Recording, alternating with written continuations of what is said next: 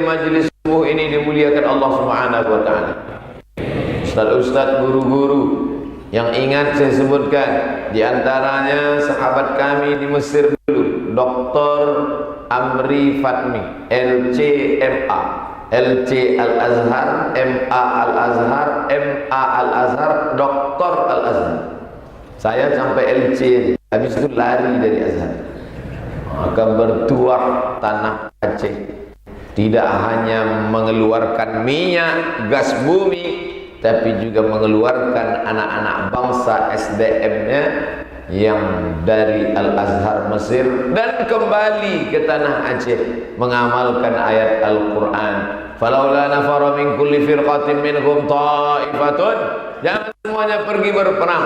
Ada 1-2 orang duduk bersama Nabi untuk apa? Liyatafaqahu fid din, belajar ilmu agama. Setelah paham agama, liyunziru qaumahum idza raja'u ilaihim, pulang ke kampung halaman untuk menyampaikan dakwah. Banyak juga orang berilmu tapi tidak pulang ke kampung halaman, pulang merantau ke negeri lain. Dakwah juga namanya.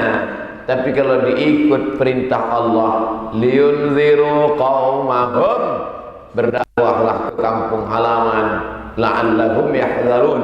Mudah-mudahan orang kampung kita takut kepada Allah Subhanahu wa taala. Tujuan dari pengajian supaya hati takut. Kalau makin ngaji makin takut sama Allah, lanjutkan.